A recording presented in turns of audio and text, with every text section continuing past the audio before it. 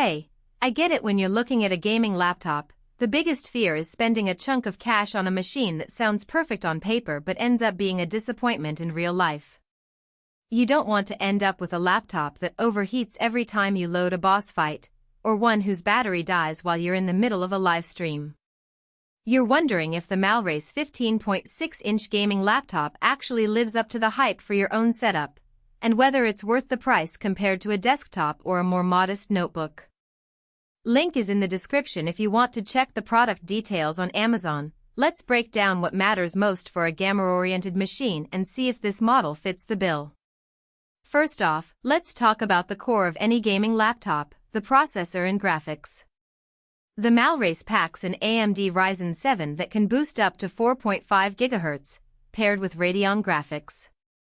In everyday terms, that means you'll have enough horsepower to run modern titles like Valorant or Fortnite at 1080p with decent frame rates, and you can even push a bit harder with indie RPGs or older AAA games that don't demand ray tracing. For someone who also dabbles in video editing, the 8 cores and 16 threads give you enough multi-threaded muscle to render timelines in Adobe Premiere without feeling completely throttled. That said, Radeon graphics aren't the same as the top-tier NVIDIA RTX line, so if you're chasing ultra-high refresh 144Hz gaming or want to experiment with DLSS, you'll notice the limits here. In practice, the laptop will keep most games smooth at 60 frames per second, but you'll have to dial down a few settings on the newest, most demanding titles. Heat is the elephant in the room for any laptop that pushes the CPU that hard. Users who've owned similar AMD-based gaming laptops report that the MALLRACE's cooling solution does a decent job keeping temperatures under control during moderate sessions. Think about an hour of Minecraft or a couple of matches in Rocket League. However, when you push the system for a marathon gaming night or run a rendering export that taxes both CPU and GPU, the fans can get pretty loud, and the chassis can feel warm to the touch. If you plan to game in a quiet environment, like a shared apartment or a small bedroom, you might find the fan noise a little distracting. It's not a deal-breaker, but it's something to be aware of before you decide to buy. The keyboard feels solid enough for a few months of heavy use. The keys have a decent travel distance and a tactile click that many gamers appreciate. There's an anti-ghosting design built in, so you won't lose keystrokes during intense combos. The downside? The laptop doesn't have a dedicated macro row, and the backlighting is limited to a single color zone rather than customizable RGB zones you see on higher-end models. If you play games that rely on quick macro inputs like MMO hotbars or complex fighting game combos, you might have to get used to the standard layout.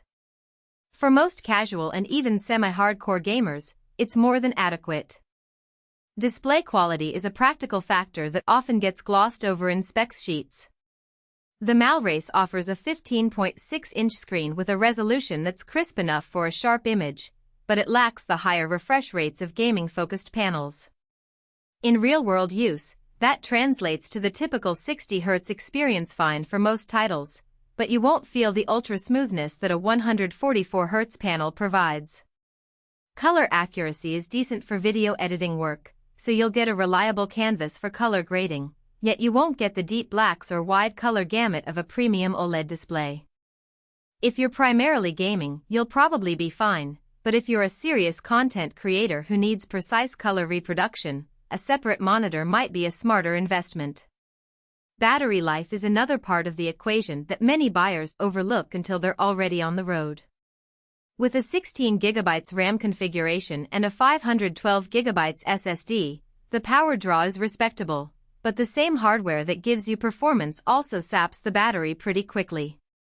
In testing, you can expect around 3 to 4 hours of mixed usage streaming videos, browsing, and light gaming.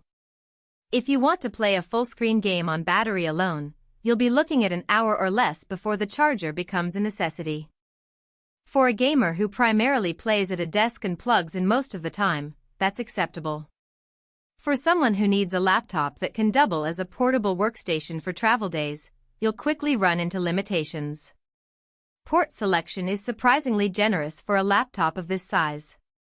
3 USB 3.2 ports give you enough space for a mouse, a headset, and an external drive without constantly swapping cables. The inclusion of a standard 3.5mm headphone jack is a relief for anyone who still uses wired audio gear, and the dedicated DC power port means you won't be hunting for a proprietary charger. The only notable omission is